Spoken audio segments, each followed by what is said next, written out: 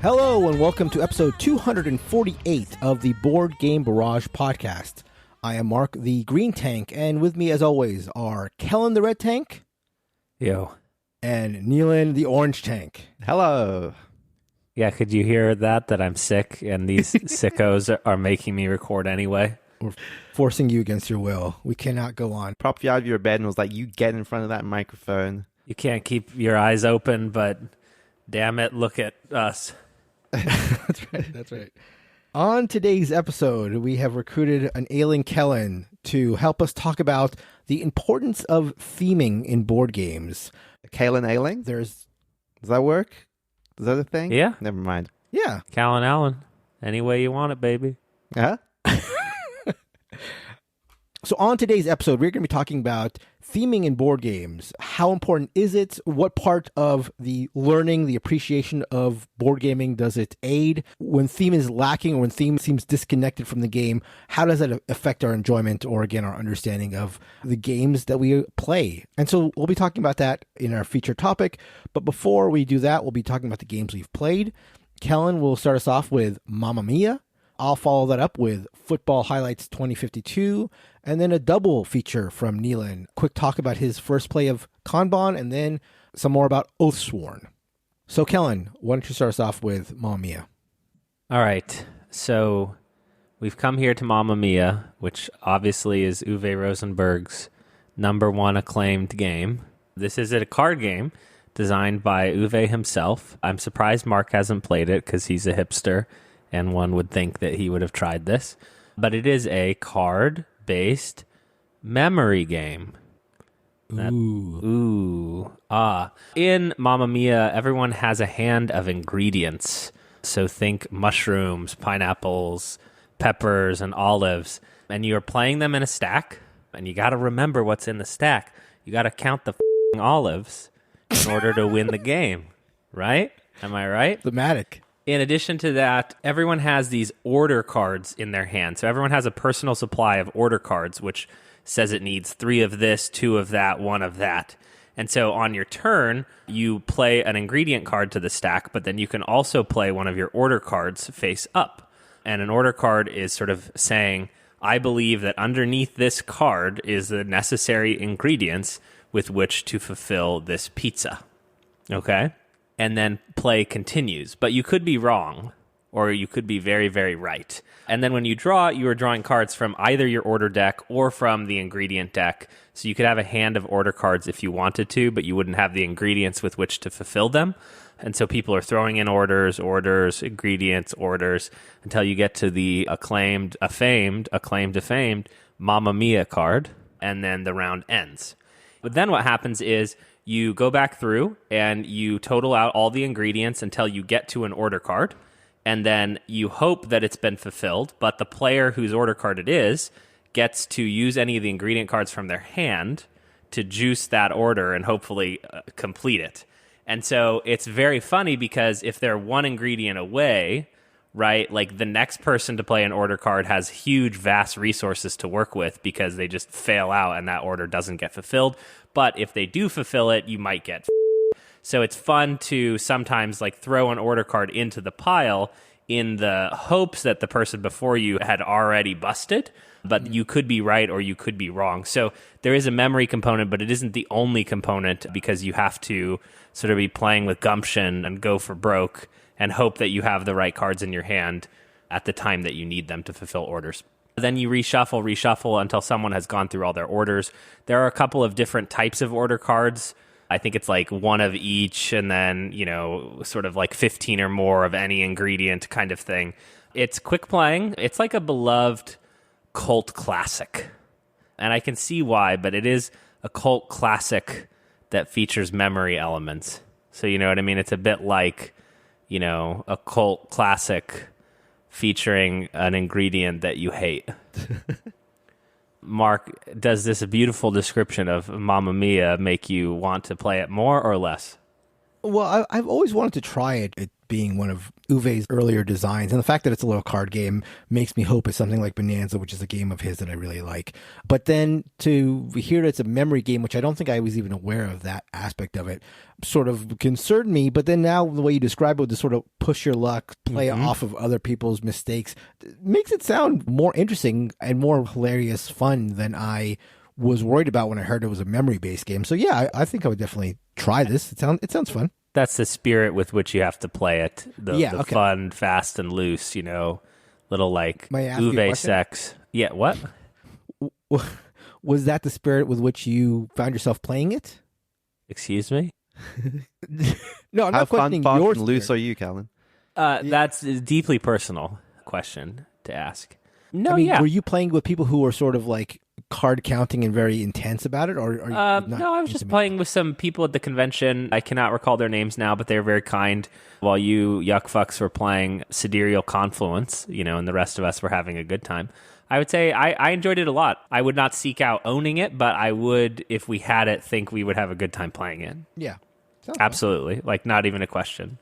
And I like it more than Bonanza, which is fighting words. No, not really. It's about beans.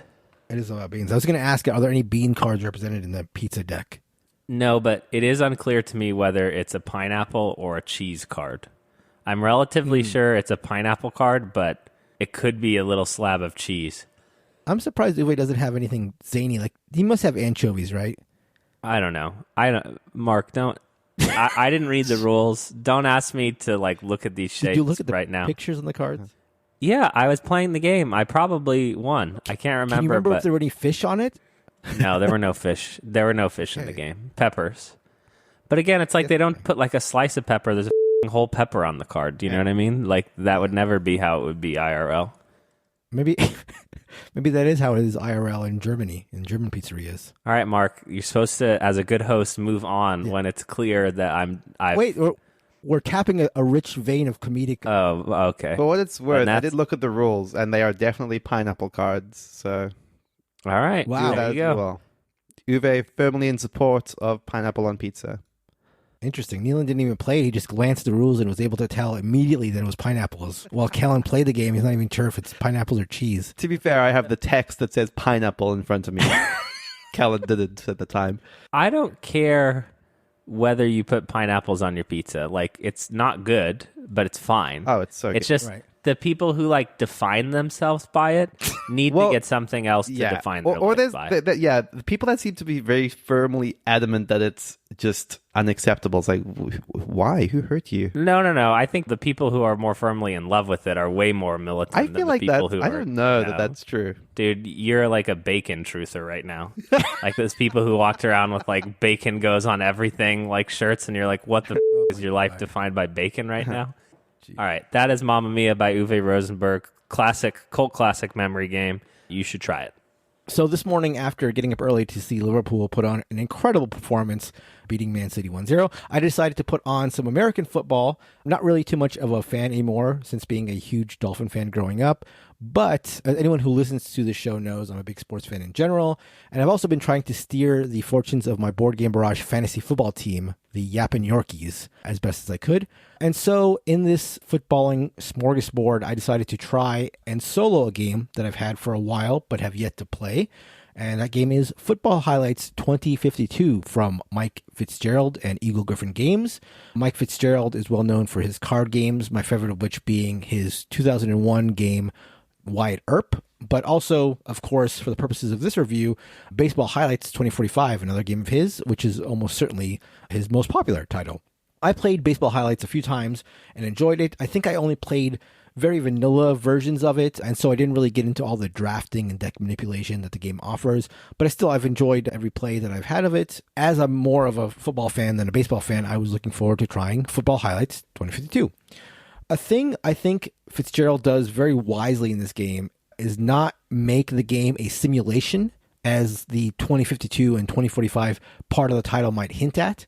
I always am interested in playing sports-based board games, but the tedium of games that try to simulate sports is always a huge turnoff. It's like for a baseball board game, you'll often get something like, okay, select a pitch, and then the batter selects a type of swing, And then, okay, we're going to determine where the ball lands. Okay, and then determine how the base runners move. And it just takes so long. They're so mechanical, and they end up taking much longer than an actual game would take. And it's always been a huge turnoff to me. So Fitzgerald gets around this by setting the sports in the future where like rules changes, as well as the fact that these are supposed to be the highlights. Again, the title being football and baseball highlights of games rather than reconstructions of the entire game. So you're supposed to be, what you're doing when you're playing these games are like playing the highlights, the big moments of the game that determine the outcome of the game, rather than the entire game themselves. The way Football Highlights actually plays is that you start with a team deck of 15 cards that are unique to your specific team. So there's a Dallas deck and a Detroit deck, and there's 4 in the base game. So you pick a specific team that gives you 15 cards. There's a way to play by drafting a team, but since I played it solo, it's not the way I played. And playing it with just the base team is also like another way to play, even if you're playing versus another opponent.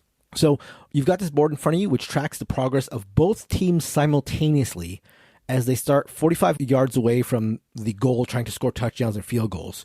And so this is the first of many ways that Football Highlights feels pretty divorced from regular football in the way that both teams are trying to advance the ball simultaneously. There's not like an offense and then a defense. You're both tracking your movements at the same time. Thematic. Thematic, right. Baseball Highlights abstracted baseball as well, but I would say nowhere near to the same extent that Football Highlights feels non-football like. Anyway, back to the gameplay. You start with a hand of 10 cards of those 15 that are your team, and those 10 cards are the cards you're going to play that represent the first half. So you're going to go through all 10 cards, and that is the first half. Then you're going to draft some extra cards, have another hand of 10 cards in the second half, and that'll be the entire game. You're going to play most likely 20 cards to fulfill an entire game. So you and your opponent alternate offense and defense, turn by turn. The way it works is that every card you have in your hand is split in half with an offensive side and a defensive side, depending on what side of the card is upright. So they all will have an offensive side and a defensive side. So whoever's playing offense first picks one of the cards, lays it down, and then the opponent, who's playing defense right now, picks a defensive card to respond to that offensive card. And then depending on if the defender matches the play types, so like pass versus pass, run versus run, whatever, you figure out how far the offense progresses.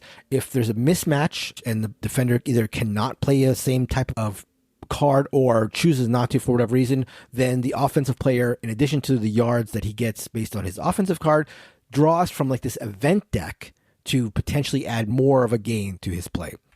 And then after that's done, the offensive player discards their card, and then the defensive player flips their card that they use for defense, and now whatever was printed on that card for the offensive side becomes their offensive play. So whenever you are playing a defensive card, not only are you trying to like block your opponent's play, but you also want to consider the offensive half of that card. So then you flip your card, now your offensive play is there, and then now it goes to the other player who was playing offense, now picks a defensive side. And it just goes back and forth where you play a defensive card, figure it out, the card spins on the board to the offensive side and back and forth until all 10 cards have been played. And so it can be a quick game. However, one of the problems I had with it is that despite the fact that there's not too much to seemingly figure out, there are a lot of like edge cases. There are a lot of like symbols that can be on cards that will trigger some other effect. Like there's a symbol that triggers there may be an injury on the play, or there's another symbol that triggers there may be a penalty on the play. And there's an aspect where when you play an offensive card, it will indicate one part of the field, either the right side of the field, the left side of the field, or the center of the field. And the defensive card may have a symbol blocking one of those sides. And so that's another thing you have to sort of parse. So it's like the flow chart that you have to consider when figuring out if a play is successful. Does it trigger an event card? Which event on the event card is it trigger? Is it an injury? Is it a penalty? All this stuff causes like a very stuttery play. The solo game is very simple. There's not a flow chart that is connected to the solo aspect of the game. The solo is very simple, but even with the simplicity of the solo game, which is basically flip a card, flip a card, flip a card, and treat it as a regular player, just that like figuring out, okay, what kind of play is this? Is this like a full-blown offensive gain? Is this not? Just made it not flow super well, even upon my second play of it, where I more or less got into the flow. I think with even more plays, that might be a nothing. That might be a completely like non-issue, but just something to consider. The other thing is with the event deck and with the limited number of cards in your hand, there was like a sense of randomness playing a pretty substantial part in the game. When you get to the situations where you are playing an offensive card and the defender can't block it and you flip a card from the event deck, it can be pretty swingy, and it's just a completely lucky thing. That may simulate big plays in football, and I get that. And it's not without its fun moments. It's like a big card flip and it can do, big things. But it felt less tactical / strategic than baseball highlights did. And it felt to me like this game at its best is like if you had the rules of the game ingrained really well.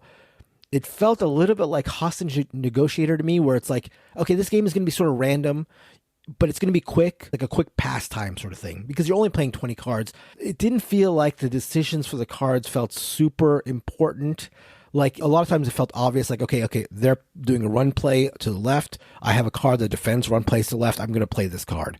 Yes, I have to consider the offensive side of it, but it just didn't feel that big of a deal, because even when you consider that, the defender is theoretically going to do the same thing and just block your card. So just felt a little lucky. And again, it felt quite divorced from football. I was thinking about, baseball highlights I could show to a friend of mine who's a baseball fan, but not necessarily a board game fan, and I think they would enjoy it because it feels baseball-y. With football highlights, I don't know if a football fan, like if you had a friend who was a football fan and you wanted to casually play a board game with them, this game is only about 30 minutes, so like it feels like it should be casual, but it's still rules heavy enough, and it's also so abstracted from football, sort of a nod to our episode topic theming, that it just feels so disconnected that it doesn't feel like football-y, really. So I think if you're maybe a huge football fan and you're a board gaming fan and you're looking for a game that plays quick, give this a try. Another thing I want to mention, actually, before I endorse it, is that it's funny with Eagle Gryphon, like Eagle Gryphon Lacerda games are like crazy elaborate in these incredible productions. The production on Football Heights is lacking. It feels a lot like a independent Kickstarter might look. That's sort of like art and that sort of like production. There's some nice pieces, but overall it just felt a little lacking, a little not clip arty, but in that sort of vein, like a step up from that. So hard to endorse Football Heights 2052. I think there's an audience for it, but I feel like I should be in that audience, and it didn't really work out super great for me. I was imagining a hypothetical scenario where somehow this ends up being exactly for me. Like, as someone that doesn't care at all about football, I'm just like, yeah, you know what? This game is just doing it for me. But no, right. It is interesting because, like, I think, like, you alluded to something, like, when you were talking about hostage negotiation, where, like, theme can sort of carry some of that, because I felt that a little bit with Final Goal, which is, hostage negotiated but rethemed to like horror tropes, right? And my gut instinct with that game was, I'm going to show this to my go-to horror fan that it was in my close circle. And it wasn't so much that the theme was enough to carry it past like that luck factor, right? So I can see that being a big barrier, regardless of the theme. Right.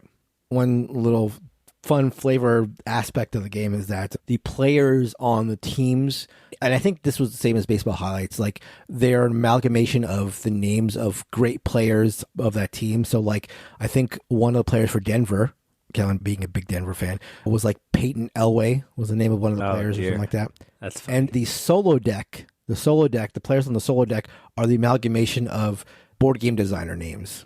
So there's like a Reiner Lang or something like that sort of thing. But not enough probably to save the game, but that is Football Highlights 2052 by Mike Fitzgerald and Eagle Gryphon Games. Neelan, tell us about your first play of Kanban. How'd you like it? I'm not going to bury the lead here. I liked it. I liked it a fair bit. I don't want to go into an exhaustive breakdown of what Kanban is. You've spoken about it extensively over the course of the podcast, Mark. But I was coming into this with Lacerda's Vinhos Deluxe being the only game of his that I think I've especially liked. And I like it a lot. Like, Vinhos Deluxe has been in my top 50 in the past.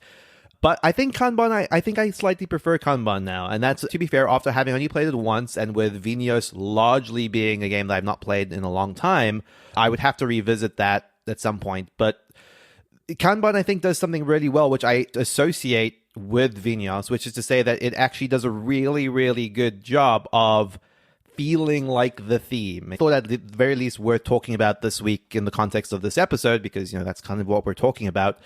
It is very much, hey, you're going to be doing puzzles that are maybe too complicated for like every action on the board. Like, it's kind of incredible to me that like Lacerda can't design a simple action space. If you're restocking the parts factory, you're putting a card down and sliding it either left or right to determine how many parts go into the left row and how many parts go into the right row. And it's like, that's just silly. But once you get to grips with all those, there is a fun with wrestling with them. And the thing that he does well is the way that they all interconnect. Like, every department has massive overlaps with at least 2 or 3 other departments. There is just like a process to it that does still just feel like very overbearing. And I do sometimes feel like it just gets in the way of the game.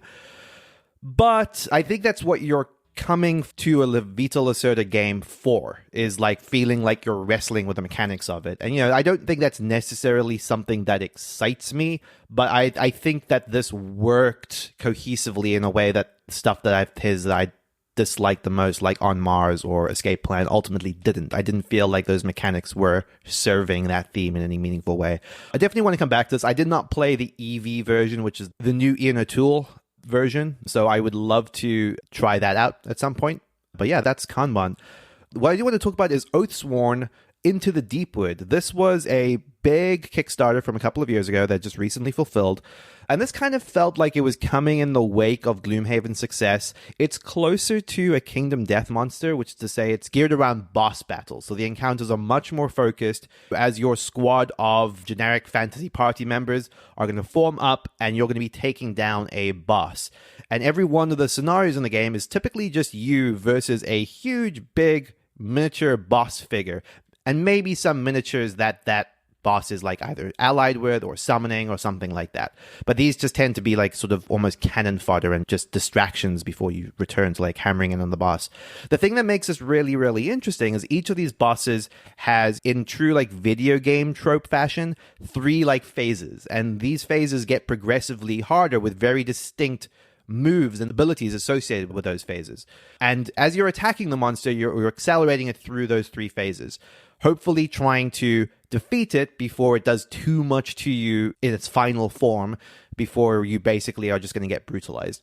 The combat kind of breaks down into a really bizarre, but in a way that works, complete lack of turn structure, which is to say that anyone can do anything until you run out of action points, and you can just do this in whatever order you choose. So there's no real structure to the way in which players play, which does feel very collaborative. It's kind of just like, hey, I know what I'm going to do, so I'm just going to step here, bam, bam, shoot my thing. You guys jump in, do what you need to do. Or if you feel like you need to hang back, you can go ahead and do that. The way that the actions break down turns into this fun, like, cooldown puzzle, which is anytime you play an action on one of your cards, and you have a relatively small handful of cards per character, it goes into one of 4 cooldown slots.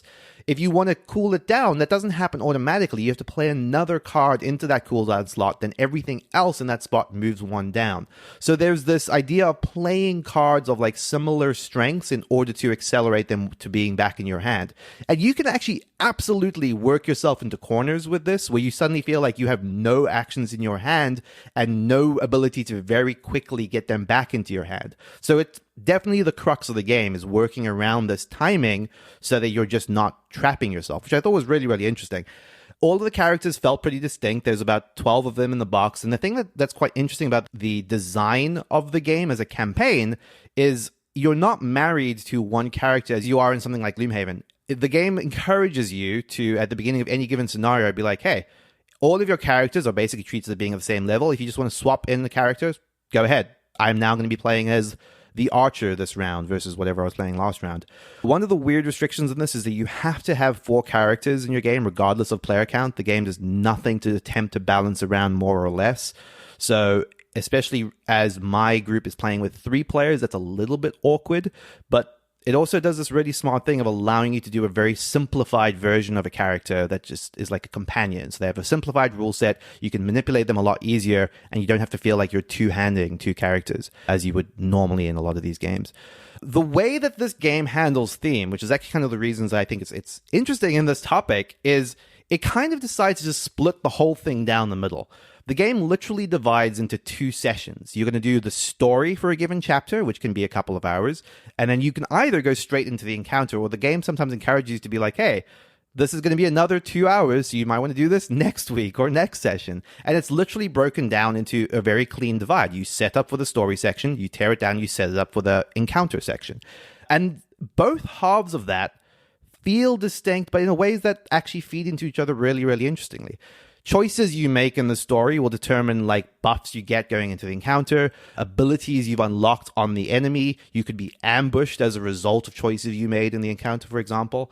And there is a lot of actually distinct paths that this campaign seems to be able to go down depending on decisions you make in the story. So I've kind of enjoyed the flow of both of these. The story hop does maybe devolve a little into what feels like a glorified choose your own adventure, which feels like that would be more interesting as a solo play, but can sometimes feel like it's getting a little bit cluttered in the context of a multiplayer game where you're all sitting around a table. But yeah, so far, very promising. 2 chapters into this, really, really enjoyed my time with it. It's doing a good job of feeling distinct from Gloomhaven. Now, caveat, I've not played Kingdom Death Monster, so I don't know how this compares, but I'm having a great time with this. So, Neelan, the story phase, the story half of the game, what is the gameplay of that like? Is there a gameplay, or is that more of like we're going to read something and choose things, or how does that work? Because the encounters seem pretty straightforward, like you're fighting a boss, like there is a battling system or whatever. How does the story part work? Yeah, so it is effectively 90% of just reading a paragraph in the book and making a decision and reading the next paragraph in the book. Like that is the core of it. Like I said, okay. Glorified choose your own adventure. But the things that it does that are smart remind me a little bit of Watson and Holmes, where you actually do have a map that you're kind of moving around, and each of the parts of this map consume time. So depending on where you want to travel, the choices you want to make, you're balancing time versus a result. And the reason that's kind of significant is one of the chapters, for example, taking too long ends up getting us like a bad result. You know, so it definitely encourages you to not just explore the full breadth of everything possible and actually make quick decisions and hone in where you want the story to go. And that can sometimes actually amount to like material rewards. Like literally, if you complete the story section fast enough, you get to the boss quicker, which means you're able to get additional rewards, you know? I see. So there's some smart trade-offs there where it doesn't just feel like you're exhausting a book cover to cover. And I'm not really too familiar with the game in general. Like the title, I get it confused with like Bard's Song and Vagrant's Song and all this stuff. So Oathsworn, the campaign, does it promise to be something in the neighborhood of the Gloomhaven, like 55 missions sort of deal? Like what are they promising? So out of the box, what you're getting are 21 chapters of this campaign. And that is a storyline, as far as I can tell, that is told linearly from chapter 1 to chapter 21. Okay. So where Gloomhaven breaks down into 50-odd scenarios and you just have a semi-branching structure between them, you are doing the Oathsworn chapters 1, 2, 3, 4 until you hit the end of the story. Okay. There are choices within those scenarios. Some of the chapters literally seem to have like a path and a B path, which seem like distinct halves based on your choices. So there is potentially some divergence that could happen there, but obviously I don't know what those would be as of the first play. But yeah, it is intended to be 21 sessions, or 42 if you count both halves as a session, and done. Right. But that is still a lot of game, obviously. And that's also not even factoring in that actually one of the things that is compelling about the encounters is that they're designed to be repeated a little bit. And what I mean by that is you probably will fail on your first attempt, and then you've learned how the boss works. You've learned what happens in phase 2. You've learned, oh my God, guys, we're about to hit to phase 3. We're about to break its arm, and that is going to trigger phase 3, and that means we need to be this far away from it. There are fun little triggers in there that you learn over the course of the first encounter that you sort of, again, if you've played a modern action video game, this is going to sound similar to the way that boss battles work in that context. It's about learning the patterns and getting good at that while also managing your actions to support that, and that's what it's replicating. One last question. So you're mainly fighting bosses, right? There may be some minions, but basically it's all bosses? Yeah, I mean, it's literally almost like there's one giant figure and just cannon fodder.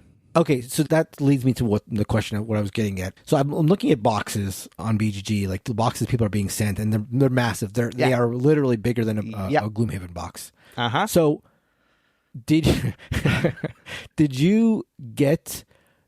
I assume there are expansions that came with the Kickstarter, right? There's got to be, right? So there was not that much in terms of like let's call it gameplay content. The Kickstarter was fairly restrained. I say restrained in so big, the hugest inverted commas ever. Sure. The only optional extras were all kind of cosmetic.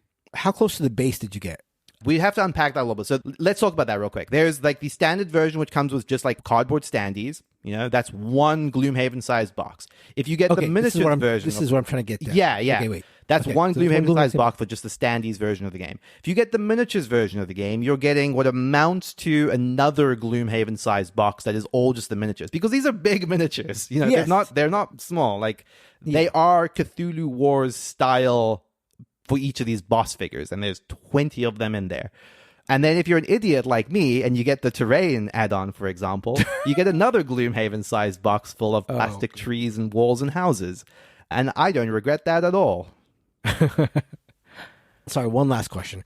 With the terrain and all this stuff and the Gloomhaven-ness of it and the fact that it's a campaign, what is the administrative side like? How much bookkeeping, how much of that stuff is part of the game? Surprisingly, mid-game, so while you're in it, very little. In fact, this is, I would say, probably its chief advantage over something like Gloomhaven. When an enemy attacks, you read its next attack card, and you do the steps, There's not a lot of, okay, for this character's going here, then this character goes here, Like, that Gloomhaven is just, like, riddled with that stuff. And when a character attacks, it's just literally flipping up 2 red cards, 2 yellow cards, do the damage, and that's it. But the setup and teardown is a beast, but again, I would not say necessarily worse than other games in the genre. Yeah. That is Oathsworn Into the Deepwood. It's a lot. It's a big game, but I think if you're itching for another one of these big campaign-style games in the vein of that dungeon crawl, this is a really, really, really good one. At least that's my impression so far. Even little I've really heard about this game or know about it, I have heard a lot of very, very positive stuff. I don't think that in any way that it's a game for me, but I think for people who like it, it seems like it's going to be right up their alleys. Before we get into our main topic, the importance of theme, we're going to be talking about some things we've got going on. I know you two have alluded to the fact, at least maybe this was on Discord where you have betrayed me and you're doing something on your own. So I want to tell the listeners more about that, even though I'm sure they've already tuned out knowing that I'm not a part of this, but go ahead. Yeah, I'm excited about this. Callan and I are going to be playing Twilight Inscription with Brain in the Jar, Ruel, Dan Shu, a bunch of really, really fun people. We are really excited. We're going to be doing this live on stream on Sunday, the 23rd of October at 11 a.m. Pacific time. We're going to be on their Twitch stream playing Twilight Inscription. And, this is one that I've played in person, and I'm very excited to play this online with them. Kellen has not yet played this yet. I've played a full demo game. Oh, that's full true. Demo We round. did do that. I don't know how. Do I actually need a sheet from you or something? How is this happening? This is a good question. I assume that this is going to be happening in some online capacity, but I'm not sure how that's going to work. See, if I was a part of this all would be streamed out. No, Mark, stop. They could only have 2 of 3, and they picked the most attractive for the Reservoir Dogs poster. Kellen mentions this, even if you're not interested in watching again, which I understand considering I'm not going to be there, but you should at the very least check out Brain in a Jar's Twitter, where they did a mock-up of a sort of Reservoir Dogs style poster, including Kellen and Neelan, which I think is awesome. But kidding aside, you should definitely check it out. I'm going to be checking it out for sure. In addition, even though we are not going to be there, I'm going to be running the PAX Unplugged math trade. So if you are going to PAX Unplugged and you're interested in participating in their math trade, you can find that on BGG. You can also join our Discord at boardgamebarrage.com/Discord and join the math trade channel where people will be talking about it. And even if I cannot participate in a math trade, when I heard the possibility that a convention might be happening without a math trade, I was more than happy to jump in and administrate it from afar. So, are you skimming a board game off the top of every trademark? Is that your buy-in here? If I could, look, if you're asking me, did I try to figure out a way that I could somehow participate in some way, get my VIG, as we say in Vegas, I will not tell you that I didn't do that, but I don't think it's going to happen, unfortunately. Although, if you live in Vegas and you're going to PAX Unplugged and you wouldn't mind carrying a couple games, we can work something out. A couple for Mark means 40 plus. Yes. So just know that going in. You'll be compensated. All right, let's get into it. Our feature topic: how important is theme in board games? So let's start off with a general sort of question. Does theme help your ability to appreciate a game or understand its mechanisms or the game in general? Like, in general, what are your thoughts about the importance of theme in board games?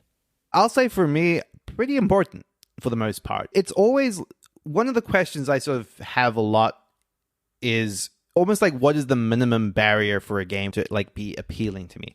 And this comes up frequently where I will look at a game and be like, why have I not played this? Stuff like Tigris and Euphrates, for example, like absolute stone cold classics of the board game world that for whatever reason didn't hold some appeal to me. And I've spoken about this bias before, but it's because I would look at the boxes and I would see a brown box with a boring Mediterranean history theme where I'm just like, that doesn't sound appealing to me. Like, there's nothing there that's doing anything for me in any exciting fashion, even though I know that that's not a reflection on the game itself. I know, having played abstract games in the past, for example, that doesn't have to be the only thing that's appealing about a game, but it is a barrier for entry. It is definitely something that gets me excited about wanting to play a game, and it's something that gets me excited about even the process of playing a game. It's the reason why I played Kanban this weekend. Not because I have any enthusiasm about cars specifically, but if you just hold up the Gallerist, Lisboa, or Kanban to me, the idea of an assembly line, of a manufacturing plant, like that is something that tickles my brain a little bit more than trading art, for example. It's the reason that Vinhos Deluxe works for me. I'm not like a wine enthusiast, but that game so embraces creating wine, sending your wine off to contests, like it bakes what you're doing thematically into the puzzle of playing it in a way that just doesn't feel arbitrary to me. It doesn't feel like we had mechanics for the sake of mechanics. There is a very conscious decision that ties these to something in the real world, and that just works for me. I thought you were a drunken car guy, Neelan. Sort of That is me. Full throttle. In my Scion at 100 miles an hour.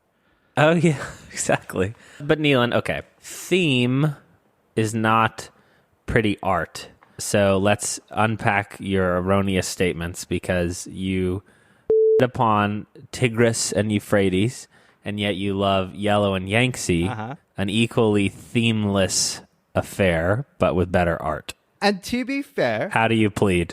Start pleading. I plead guilty. And I do. But because to be fair, like, this was after I got past my bias. I had at this point now played Tigris and Euphrates. I was like, okay, I don't love this, but I see what's there about it. And so Yellow and Yangtze comes out, and it is a bright and colorful game that does look a lot more appealing just by having more vibrant art. And now that I know I've gotten past that barrier, I know that there's something there for me. But yeah, I think that you're absolutely right that I can imagine a scenario that Yellow and Yangtze comes out first, and just by virtue of being called Yellow and Yangtze, I'm still not vibing with it. Yeah, it's like theme gets you in the door. Yeah. But it's certainly not going to like keep you around. There's probably a corollary to dating, but I don't trust myself enough to make it without getting myself in trouble with some bad thoughts. This sort of makes me think of a couple games that I've played recently, those being Point Salad and Catherine, the Cities of the Tsarina. Both games, I think, are pretty mediocre, but Catherine being a game that is set with a lot of, again, it's stereotypical, a lot of browns, a lot of like earth tones, not to mention, and I mean, obviously the elephant in the room with Catherine is like the fact that this game, with everything going on in the world, was released with Russian names for Ukrainian cities is like ridiculous. That's obviously the inescapable part of it. But even that aside, both Catherine and Point Salad are pretty low weight, pretty straightforward games. And I would say that I enjoy the gameplay of Catherine more than Point Salad, but I'm more likely, I think, to go to Point Salad, to play Point Salad with people who are not board gamers, just because of the uniqueness of the theme. And again, I'm not really a fan of Point Salad. It's a little too light for me, but the theming of it being like creating salads feels like refreshing. It feels like funny. There's like some sort of like levity in it that makes the game, even though it's quick and it's sort of like, again, super light, just has like a refreshing feeling to me. I like Point Salad, but the theme was bad enough that they officially remade it as Pokemon. Well, that's a fact, Mark. Can't you elevate any theme by making a Pokemon? You can, but they had to do this one officially because no one wants to eat their salad. I like salad. I've had 2 salads in the last 2 days. The fact that this is salad themed is a positive for you. Yeah, definitely. It's different. You it's consider yourself a salad I'm guy? a salad guy. Neelan's a drunken car guy. full throttle auto enthusiast, and you're a salad guy. The fact that Soup Plantation, which was a salad buffet, didn't make it through the pandemic was one of the darkest days of the pandemic for me. When I found out that they didn't make it, I was like, man, this is a bad situation. No one appreciated that theme. You can get soup and bread there, right? That's true. And salad. All you can eat. All you can eat. And man, did I eat.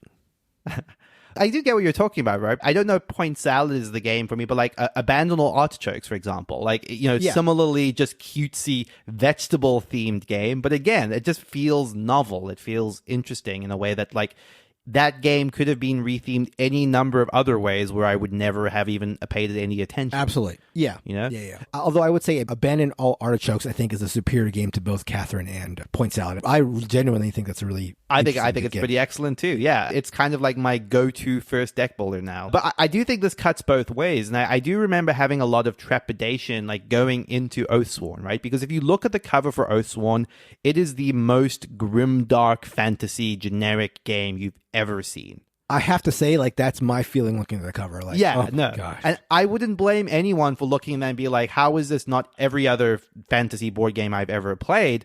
And you wouldn't be wrong for thinking that. And I think that what it accomplishes in theme is more what it accomplishes in narrative than what it does in dressing, as it were. Like, it takes that theme and tells a compelling story within it, but I don't think that the theme works in its favor in that regard. It certainly could have done something a lot more to differentiate itself, and it's one of those things I think that Mind Clash are good at. Yeah, I agree. I think that's one of the big things I'm most excited about, finding out when there's a new Mind Clash game. I'm always curious about, what interesting theme did they sort of cook up? It's like, I'm not convinced that theme matters to me. I do wonder, I think about a game like Diplomacy, and I guess I wish it didn't have a war theme because I would like it a little bit more.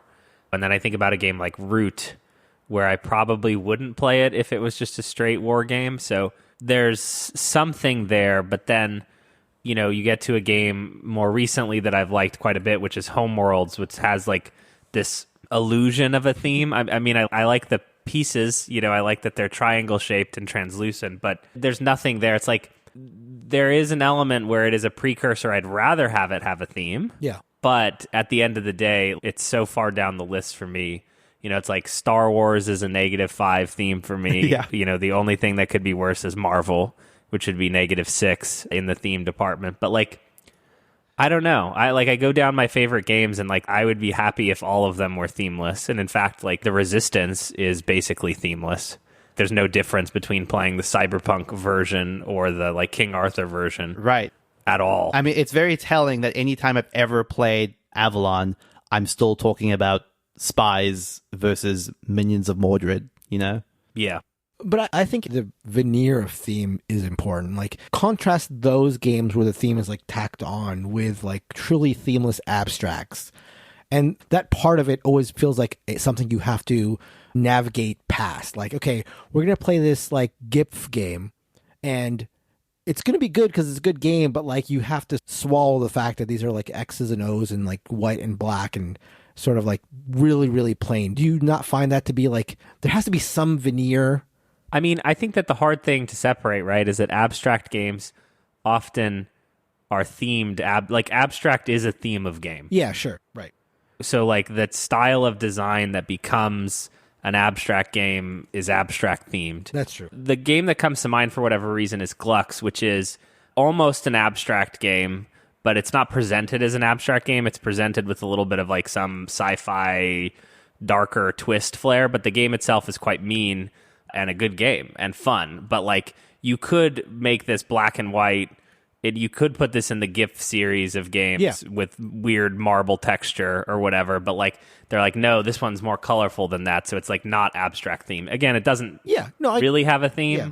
Or it actually is talking about illuminating rooms most effectively. Dear God. It's a family game all about illuminating rooms, obviously. No, actually, really, I did not know that, and that's awful. But I will say that I played Glüx. I liked Glüx, but I got rid of it, and I get rid of a lot of games, so that's not like breaking news. But I will say that if Glüx had more of a theme, I don't know. Yeah, if it was Star Wars Glüx, If it's like Star Wars lighting up Glüx, the I would booth. never have let it go. No, but even if it had like a trading in the Mediterranean theme or like a war theme, I think I might be more inclined to keep it. And the thing is, like, I never thought that was the way that I appreciated games. Like, I always thought, oh, it's all about mechanisms. Theme is like whatever, you can put on whatever theme. And in a lot of ways, that is true. A lot of the dusty old Euros, the brown and grays and earth tones, do work for me if the games are also good, because those married together make me feel like it's a cozy sort of old-fashioned Euro, and that works. But I just find myself, for whatever reason, realizing that theme is more important than I initially thought, maybe. And again, Glüx is a pretty good example of this, where it was a game that I enjoyed, but the first chance I got to sell it or trade it, I didn't hesitate because I just felt a little too cold, or a little too, like, I don't know. Cold, I think, is a good word. I didn't feel connected to it. I didn't feel a bond. You weren't illuminated by it. That's right. I think sometimes one of the best examples for me, I'm still like unpacking this a little bit as I'm talking about it, but we talk a lot about like how games that have race mechanics, where you're literally like Quest for El Dorado, Cubito, something we spoke about recently, those could be represented in a much more boring way, which is to say that you are accumulating points. The first person to get to 100 points wins, right? But as soon as you sort of thematically tie that to a character moving around a race course, you've themified it in a way that makes it 100% more appealing. Like that is the appeal of a race game. It replicates something that is visceral and something that comes to mind, or you just being the first person to get somewhere before someone else does, right? And that wouldn't exist if it was a victory point race game. I think that speaks to the strength of appropriately tying a theme to mechanics in a way that does bring you back. Because that's not the same to me as like getting me in the door, but it's the reason why those games have long-term appeal for me. I think that what we've all revealed is how shallow we are as gamers, so we can name that the episode. We're all shallow here. I think that's partially true.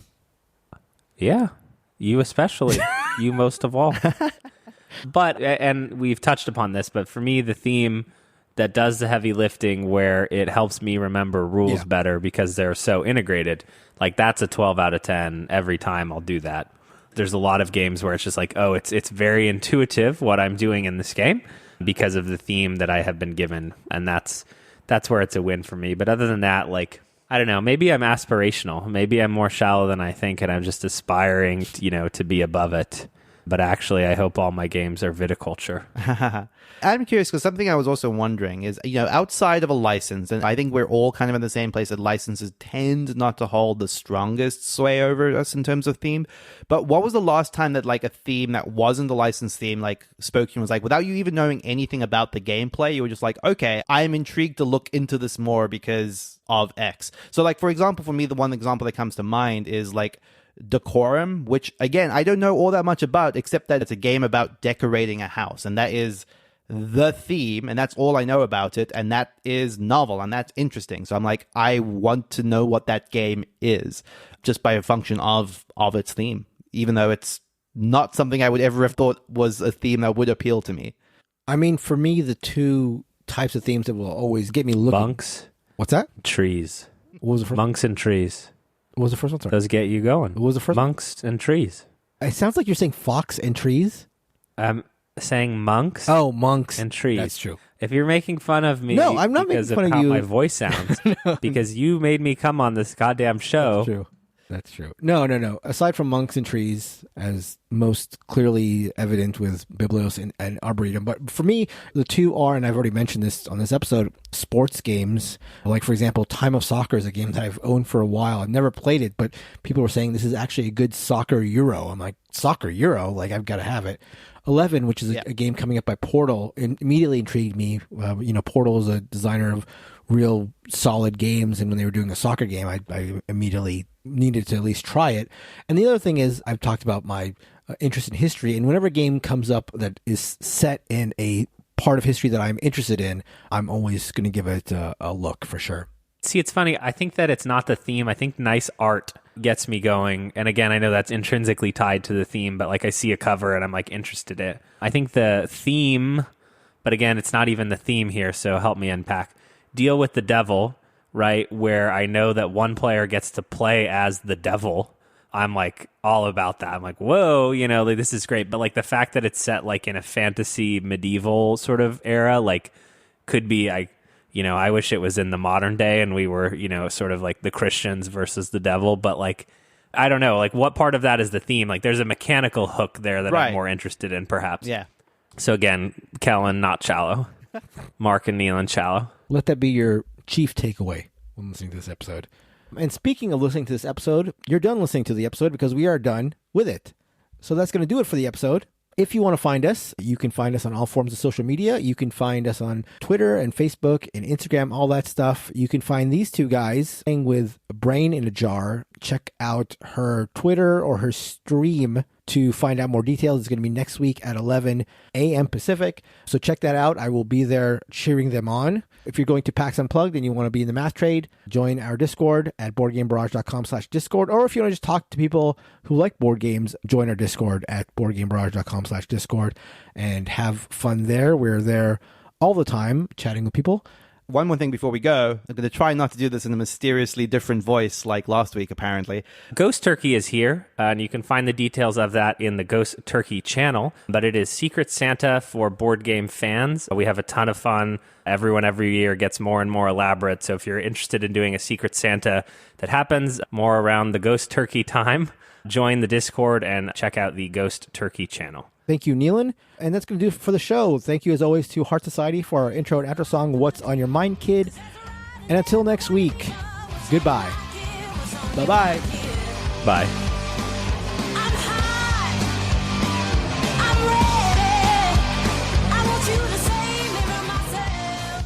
So I would love to try that out at some point. But yeah, that's Kanban. What I do want to talk about... What's that smile, Callan? Nothing.